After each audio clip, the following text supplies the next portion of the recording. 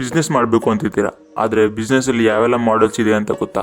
ಬನ್ನಿ ಈ ವಿಡಿಯೋದಲ್ಲಿ ಹೇಳ್ತೀನಿ. ಎಲ್ಲರಿಗೂ ನಮಸ್ಕಾರ. ಇದು ಆನ್ಲೈನ್ ಬಿಸ್ನೆಸ್ ಮಾಡೋಣ ಸೀರೀಸ್ನ ಎಪಿಸೋಡ್ 2.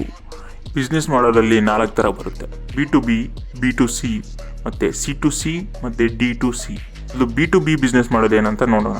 ಒಂದು ಬಿಸ್ನೆಸ್ಸು ತಮ್ಮ ಪ್ರಾಡಕ್ಟ್ ಅಥವಾ ಸರ್ವಿಸನ್ನು ಇನ್ನೊಂದು ಬಿಸ್ನೆಸ್ಸಿಗೆ ಮಾರೋದನ್ನು B2B ಬಿಸ್ನೆಸ್ ಅಂತ ಕರಿತೀವಿ. ಫಾರ್ ಎಕ್ಸಾಂಪಲ್, ನೀವು ರೊಟ್ಟಿ ಬಿಸ್ನೆಸ್ ಮಾಡ್ತಾ ಇದ್ದೀರಾ ಅಂತ ಅನ್ಕೊಳ್ಳೋಣ. ನೀವು ಒಂದು ಬಿಸ್ನೆಸ್ಸು ರೊಟ್ಟಿ ಮಾಡಿ ನೀವು ಬೇರೆಯವ್ರಿಗೆ ಮಾಡ್ತಿದ್ದೀರಾ. ಅದನ್ನೇ ನೀವು ಒಂದು ಹೋಟ್ಲಿಗೆ ನೀವು ಮಾಡಿದರೆ B2B ಆಗುತ್ತೆ. ಹೋಟೆಲ್ ಒಂದು ಬಿಸ್ನೆಸ್, ನೀವು ಮಾಡ್ತಿರೋದು ಒಂದು ಬಿಸ್ನೆಸ್ಸು.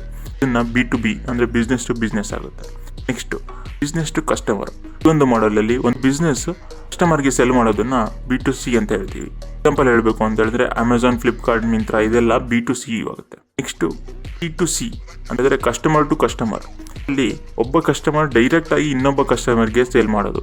ಫಾರ್ ಎಕ್ಸಾಂಪಲ್, ನಿಮ್ಮ ಬೈಕ್ ಇದೆ, ಅದನ್ನು ಡೈರೆಕ್ಟಾಗಿ ನೀವು ಸೇಲ್ ಮಾಡ್ತೀರಾ, ಇದು C2C. ಫಾರ್ ಎಕ್ಸಾಂಪಲ್, ಇದಕ್ಕೆ OLX. ನೆಕ್ಸ್ಟು D2C ಅಂತ ಹೇಳಿದ್ರೆ direct to customer. Example, boat, ಅಮಾರ್ತ್ ಇವರೆಲ್ಲ ಡೈರೆಕ್ಟಾಗಿ ಅವರ ವೆಬ್ಸೈಟ್ ಥ್ರೂ ಕಸ್ಟಮರ್ಸ್ಗೆ ಸೆಲ್ ಮಾಡ್ತಾರೆ.